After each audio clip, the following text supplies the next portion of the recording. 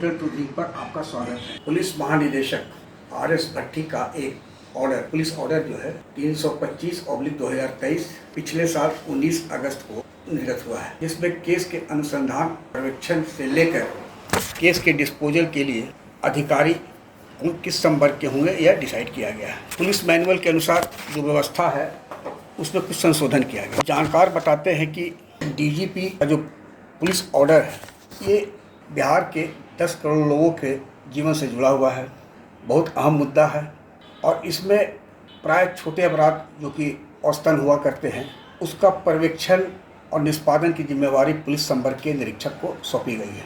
DGP RS भट्टी के आदेश में कहा गया है कि भारतीय दंड विधान के अंतर्गत 3 वर्ष से अधिक तथा अधिकतम 7 वर्ष तक की सजा पाने वाले केस अथवा स्थानीय एवं विशेष अधिनियमों के अंतर्गत 3 वर्ष तक की सजा वाले केसों का पर्यवेक्षण एवं नियंत्रण पुलिस निरीक्षकों द्वारा किया जाएगा।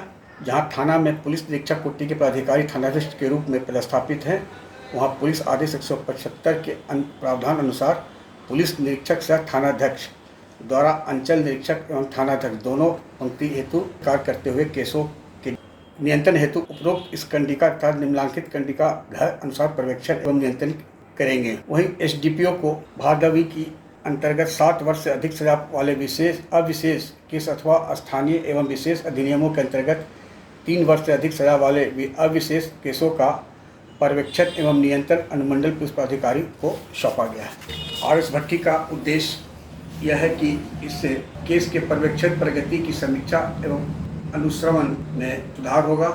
अब इस आदेश की वैधानिकता पर आते हैं। भारत में सर्वोच्च है संविधान, उसके बाद सदन यानी लोकसभा राज्यसभा, फिर राज्य में विधानसभा विधान परिषद।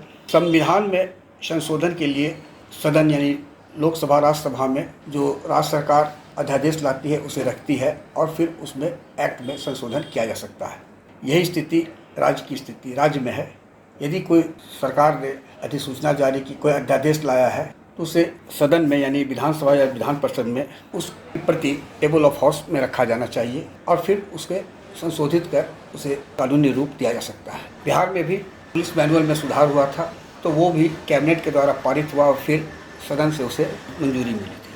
और बिहार पुलिस एक्ट वह रूल एंड रेगुलेशन के तहत आता है।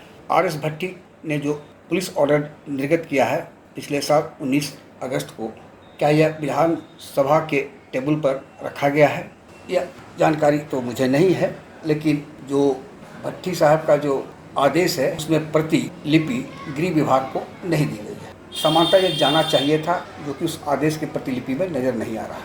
अब आप आइए थानाध्यक्ष, तो मगध का ही हम उदाहरण लेते हैं। शहर का प्राय जो भी थाना अध्यक्ष है या जिले के 20% थानाध्यक्ष अब निरीक्षक संवर्ग यानी इंस्पेक्टर संवर्ग के अधिकारी के हो।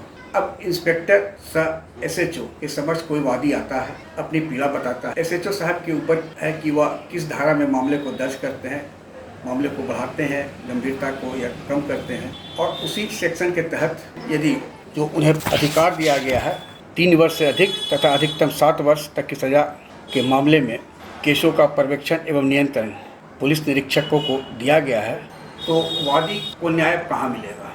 संभवतः यदि उसका मामला गंभीर है उसे हल्के में ले लिया गया या हल्का है उसे गंभीर में बता दिया गया आरोपी के खिलाफ, तो जाएगा कहाँ? और एक थाना गया शहर का ही हम बताते कि कोतवाली थाना और या सिविल लाइन औसतन कम से कम प्रत्येक माह 70 से 100 के बीच कांड दर्ज होता है। वे पुलिस निरीक्षक SHO कहाँ तक न्याय कर पाएंगे?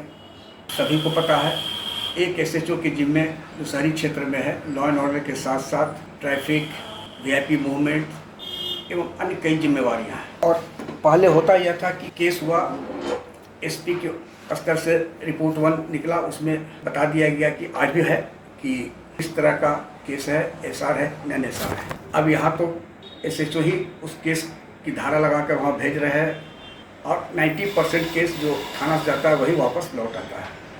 अब IPS जैसे गया में है, ग्रामीण SP हो या सिटी SP, ये रिपोर्ट तो अब नहीं निकालेंगे। मामला की गंभीरता होगा, विशेष प्रतिवेदित केस होगा जिसमें SP के स्तर से उसमें भी उस श्रेणी रख दिया गया है, जैसे हत्या है, डकैती में जो गंभीर मामला है जो रिपोर्ट में निकलेगा। DSP के स्तर पर पर्यवेक्षण 1, 2, 3, 4, 5 जो भी वही फाइनल अथॉरिटी हो गए हैं। सुनवाई कहीं नहीं होनी है। आप गए जान लीजिए एसएसपी या आईजी के पास, तो फिर वहीं फाइल लौट के आता है, फिर वो उसी तरह स्पष्ट आदेश कोई देते नहीं है अधिकारी आज की तारीख में, तो मामला जहाँ का तहाँ ही लटक जाता है। तो अपराध का ग्राफ तो बढ़ेगा ही ना। जब न्याय नहीं मिलेगा निचले स्तर पर तो अपराध बढ़ेगी। अब पुलिस आदेश जो आर.एस. भट्टी साहब का है 325, इसकी वैधानिकता पर भी सवाल अब होने लगा है। यदि मामला अदालत तक गया और पुलिस मैनुअल में जिस प्रकार से हस्तक्षेप है, तो कहीं आदेश पलट गया या कुछ संशोधित हो गया, तो उसका असर कई लाख केस जो पिछले 11 महीने में दर्ज हुआ है और जिसका निष्पादन हो चुका है उस पर पड़ेगा, यह भी तय है। यही कारण है कि आज बिहार में विधि व्यवस्था को लेकर हंगामा मचा हुआ है। मुख्यमंत्री आज यानी 19 जुलाई को समीक्षा बैठक कर रहे हैं लॉ एंड ऑर्डर में। आज 1 साल हो गया है डीजीपी आर.एस. भट्टी का पुलिस आदेश 325/2023 निर्गत किए हुए हैं। क्या इसकी भी समीक्षा होनी चाहिए या नहीं, यह तो सरकार तय करेगी, लेकिन इतना तय है कि निचले स्तर पर जिस प्रकार से थाना को नन एसआर केस की बहुतायत होती है का निष्पादन करने का अधिकार दिया गया है, और उसमें कहीं न कहीं त्रुटि तो है ही, और उसे भुगत रहे हैं पीड़ित पक्ष या नागरिक। आग्रह है कि इस वीडियो के लिंक को लाइक, शेयर, सब्सक्राइब अवश्य करें। धन्यवाद, नमस्कार।